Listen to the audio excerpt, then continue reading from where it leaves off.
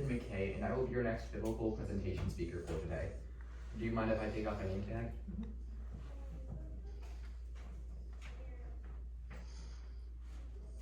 I have my timer set at zeros, counting up. Is everyone ready? All right.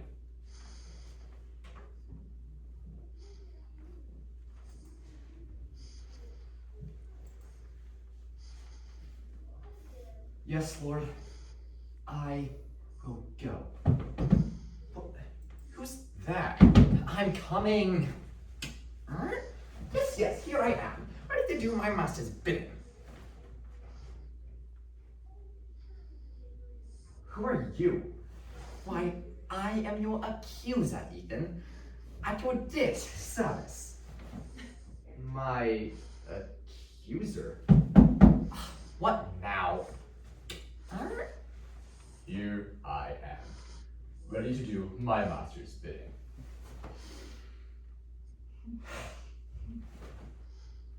And you are? Your defender, Ethan, at your service. Okay, but what are you two doing here?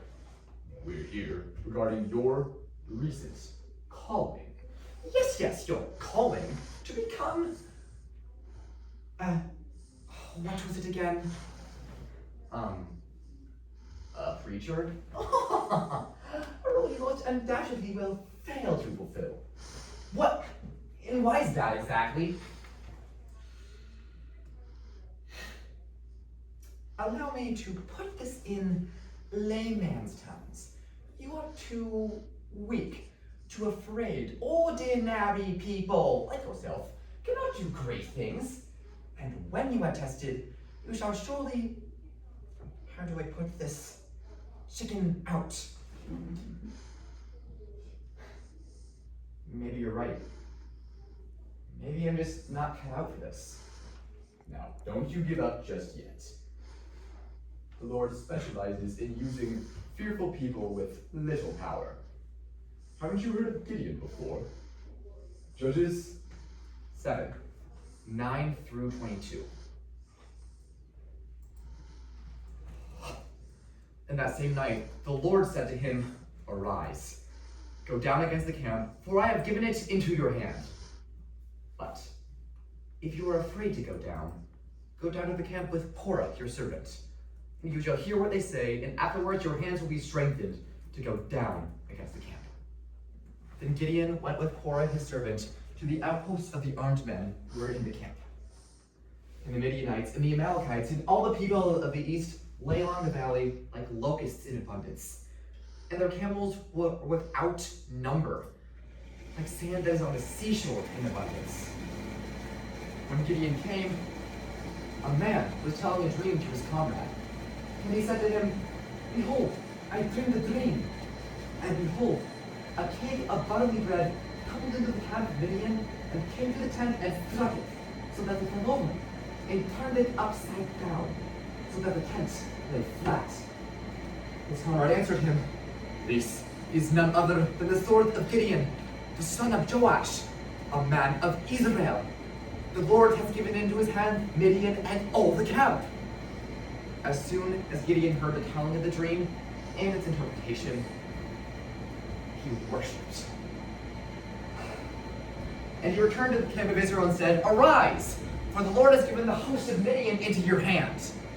And he divided the 300 men into 3 companies, and he put trumpets into the hands of each of them, and empty jars, with torches inside the jars. And he said to them, "Look at me, and do likewise. When I come to the outskirts of the camp, do as I do. When I blow the trumpets, I and all who are with me, then also blow the trumpets on every side of all the camp, and shout for the Lord and for Gideon."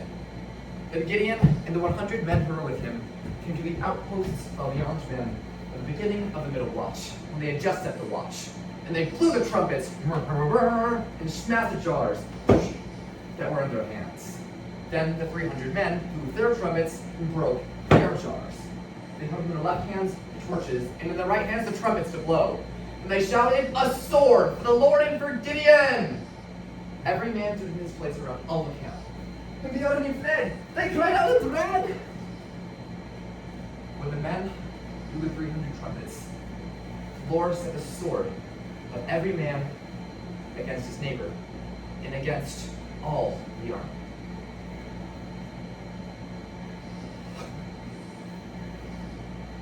Idiot. Afraid. And he only had 300 men with him.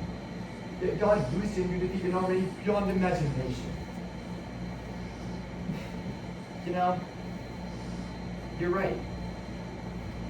Maybe God can still use me. Not so fast, Ethan. You think God can use you? You're too sinful. How could God ever use someone like you? Maybe you're right. Why would anybody listen to a guy like me anyway? Ugh. Now there you go, giving up again. The Lord has used and changed many a sinful man for his good purposes. Such as when Jesus called Simon Peter. Luke 5, 1 through 11. And on one occasion, while the crowd was pressing in on him to hear the word of God, he was standing by the lake of Gennesaret. And there were 2 boats by the lake. When the fishermen had got out of them, they were washing their nets. And getting into one of the boats, which was Simon's, he told him to put out a little from the shore. And he sat down and taught the people from the boat. And when he had finished speaking, he said to Simon, "Put out into the deep, and let down your nets for a catch." Simon Peter answered, "Oh, Master, we toiled all night, and we took nothing. But at your word, I let down the nets." And when they had done this, they immediately enclosed a large number of fish, so that their nets were breaking. And they sent to their partners in the other boat to come and help them. And they came and filled both boats with the fish, so that they were sinking. But when Simon Peter saw it, he fell at Jesus' knees and said, "Depart from me, for I am a sinful man, O Lord." For he and all who were with him were astonished at the bunch of fish they had taken. And so also were James and John, the sons of Zebedee, who were partners with Simon. And Jesus said to him, "Do not be afraid. From now on, you will be catching men." And when they had come to shore, they left everything and followed him.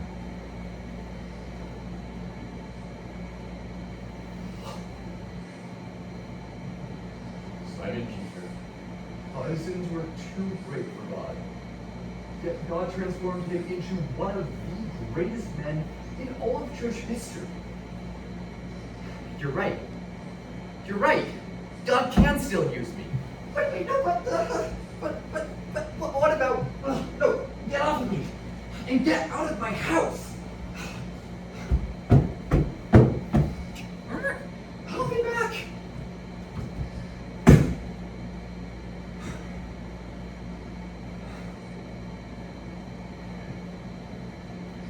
Thank you. My pleasure.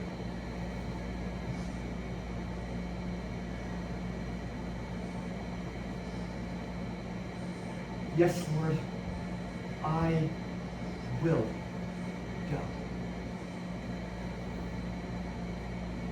Whoever you are, and whatever you've done, remember, we don't work with the kingdom by our power, but by God's. So if you're ever afraid of doing the Lord's work, preaching or otherwise, heed the words of 2 Corinthians 12:9. "Behold, my grace is sufficient for you, for my power is made perfect in weakness."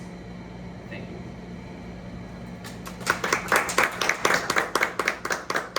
My time was 9 minutes and 11 seconds. Time was 9 minutes and 11 seconds. Yes, do you mind if I shake your hands? Thank you so much, Doctor. Thank you, ma'am. Thank you, sir. Thank you. Have a good day, everyone.